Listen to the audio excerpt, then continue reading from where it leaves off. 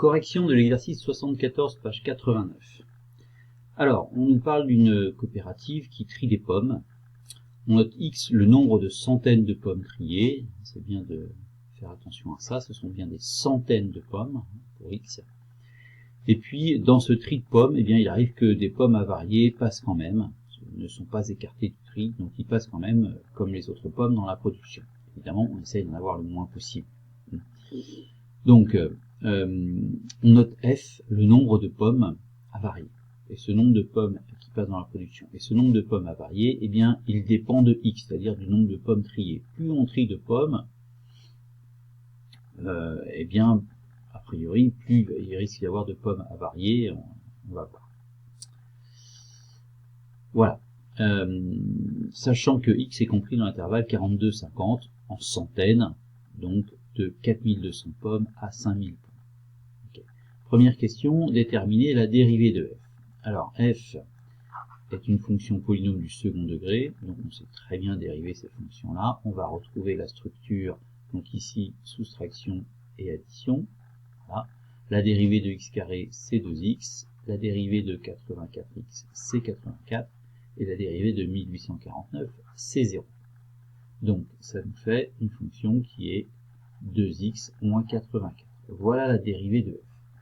C'est une fonction affine, hein. On reconnaît le coefficient directeur qui vaut 2 et l'ordonnée à l'origine qui vaut moins 84. Voilà. Alors, ce qui est intéressant, c'est de voir le coefficient directeur qui vaut 2, qui est positif. Donc, pourquoi c'est intéressant? Ben, ça veut dire que la fonction affine, elle est croissante.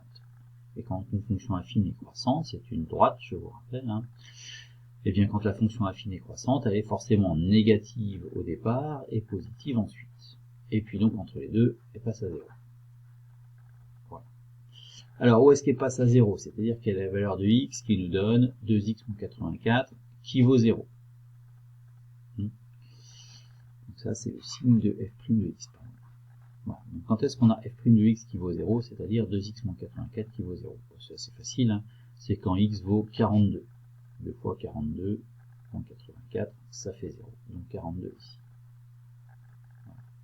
Et 42, bah, c'est juste le début de notre intervalle. Donc en fait, tout ce qui se passe avant, ici, ne nous intéresse pas. Ce n'est pas dans mon intervalle. Voilà. Par contre, de 42 jusqu'à 50, pas besoin d'aller voir plus loin, eh bien, la dérivée est positive. Donc, si la dérivée est positive, hein, on peut mettre que f' de x est positive ou nulle sur l'ensemble de définition de la fonction f, donc f est croissante. Bon, c'est logique, hein, c'est normal que le nombre de pommes avariées augmente avec le nombre de pommes que l'on trie. C'est tout à fait normal. Question petit 2. Proportion du nombre de pommes avariées. Alors, pour calculer une proportion, en fait, on va diviser le nombre de pommes avariées, donc c'est f de x, par le nombre de pommes triées. Ça nous donne la part de pommes avariées parmi toutes les pommes. Mais le nombre de pommes triées, c'est pas tout à fait x, hein, puisque x, c'est le nombre de centaines de pommes triées. Donc pour avoir le nombre de pommes, il faut multiplier par 100. C'est 100x. Ça, c'est la part. Pour l'avoir en pourcentage, il faut multiplier par 100. Donc on obtient finalement 100 f de x sur 100x. On va donc pouvoir simplifier cette fraction par 100 au numérateur et au dénominateur. Donc en simplifiant par 100, ça nous donne f de x sur x. Donc si on veut que la proportion de pommes avariées n'excède pas 3%, c'est-à-dire soit plus petite que 3%, il faut effectivement que f de x sur x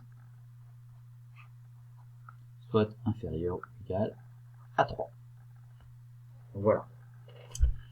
Alors justement, ce quotient f de x sur x, dans la question suivante, on l'appelle g. C'est f de x sur x. Donc allons voir ce qu'est g d'un peu plus près. Donc j'ai recopié f de x, le voilà, divisé par x. Voilà. Et en fait, on va pouvoir couper cette fraction en plusieurs petites fractions, c'est-à-dire qu'on va avoir x carré sur x moins 84x sur x plus 1849 sur x. Voilà. Alors on sait très bien le faire dans l'autre sens, c'est-à-dire quand on a la somme de ces trois fractions là, qui ont toutes le même dénominateur, x, eh bien on sait très bien calculer le résultat, c'est-à-dire une grande fraction. On fait les opérations sur le numérateur et on a le dénominateur commun. Donc on a plutôt l'habitude de le faire dans l'autre sens, hein, dans le sens où on regroupe, mais on peut aussi le faire dans le sens où on les sépare. Ce qui nous donne finalement, hein, on va pouvoir simplifier des choses. Par exemple, on va pouvoir simplifier le x qui est là avec le x au dénominateur. Hein. On a un x en facteur à chaque fois. Et puis ici aussi on a x en facteur, puisque ça c'est x fois x divisé par x.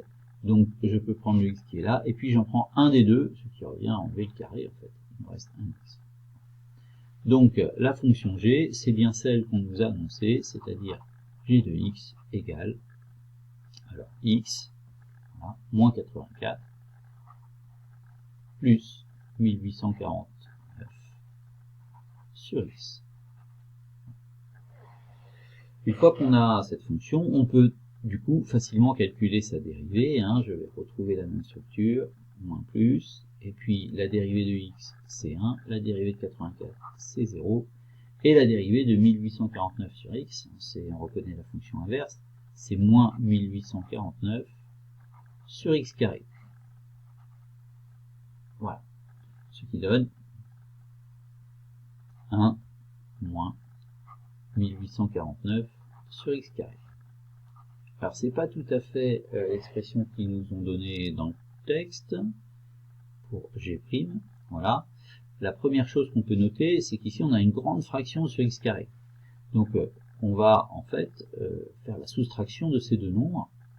Et pour ça, comme on a ici une fraction, eh bien il faut mettre au même dénominateur. Donc on va avoir en fait x carré sur x carré, ça c'est 1, moins la deuxième, moins 1849 sur x carré. Ce qui nous donne pour g', déjà, première étape, x carré moins 1849 sur x carré.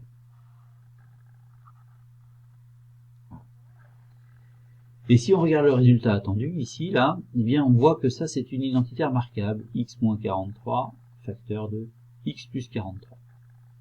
C'est-à-dire que pour développer ça, on ferait x carré moins 43 au carré. C'est ce qu'on a là finalement, puisque 1849 c'est 43 au carré, il suffit de le vérifier. Donc on a ici x carré moins 43 au carré sur x carré. Et finalement, eh bien on a bien le résultat qui est attendu, c'est-à-dire x moins 43, identité remarquable, facteur de x plus 43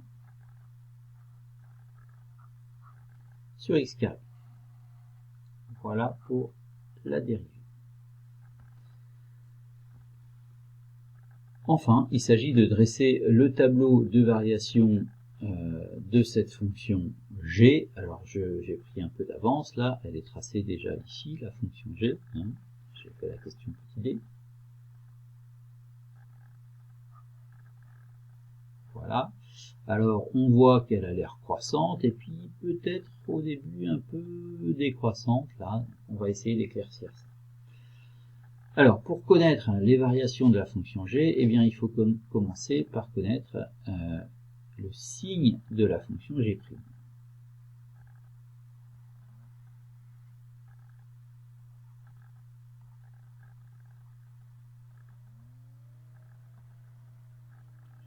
Et pour avoir le signe de g', donc g' est ici, hein, alors on a plusieurs fois pour g', mais on va choisir la dernière donnée.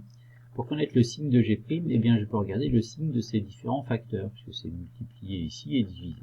Alors, commençons par x moins 43. Alors, x moins 43, c'est une fonction affine encore. Hein. Et je vois que c'est une fonction affine qui s'annule quand x vaut 43. 43 moins 43, ça fait 0. Donc, je peux mettre mon 43 ici. Je sais que la fonction affine donne 0. J'ai ici mon ensemble de définitions, 42,50. Quand x est plus petit que 43, par exemple 42, eh bien j'obtiens 42 moins 43 moins 1, donc j'obtiens un nombre négatif. Donc de ce côté-là, c'est négatif.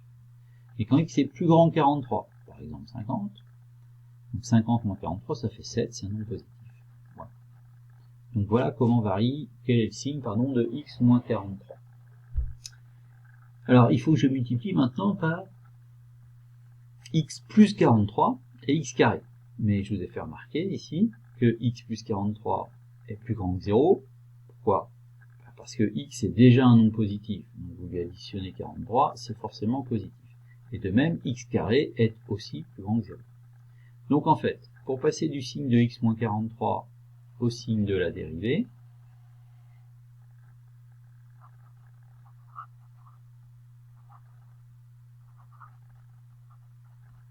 ben, il n'y a pas grand chose à faire, puisque quand x moins 43 est négatif, ici, là, x moins 43, on multiplie par x43, x plus 43, c'est-à-dire par un nombre positif, et on le divise de nouveau par un nombre positif. Donc ça ne change pas de signe. Donc en fait, la dérivée est négative au même endroit. Nul ici, et puis, eh bien, on va trouver positif dans la deuxième partie. Pourquoi? Parce que quand x moins 43 est positif, vous le multipliez par un nombre positif, vous le divisez par un nombre positif, tout ça, ça reste positif. Voilà. Donc en fait, on a les variations de la fonction, g, puisque on a le signe de la fonction g'. Ça va ensemble, je le rappelle. Donc voilà le signe de la fonction g'. Donc on a les variations de g.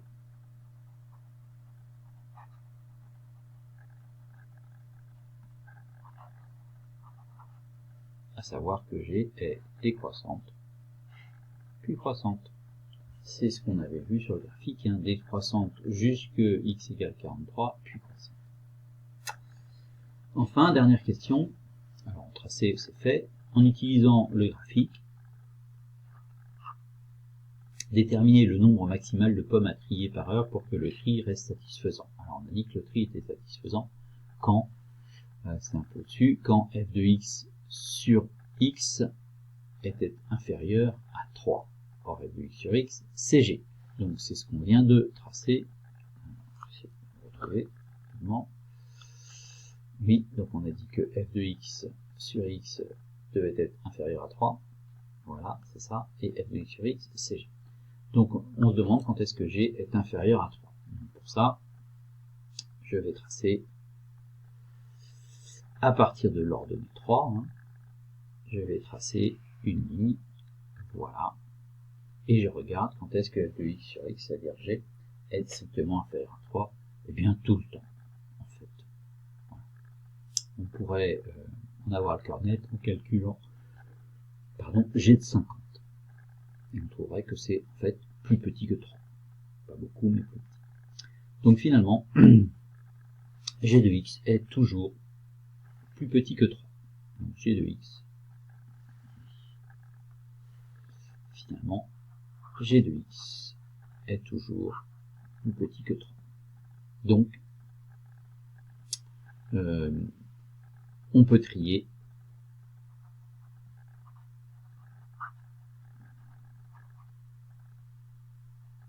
jusqu'à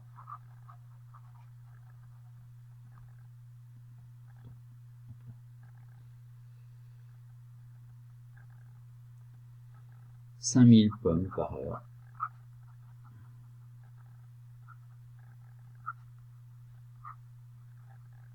en gardant un tri satisfaisant.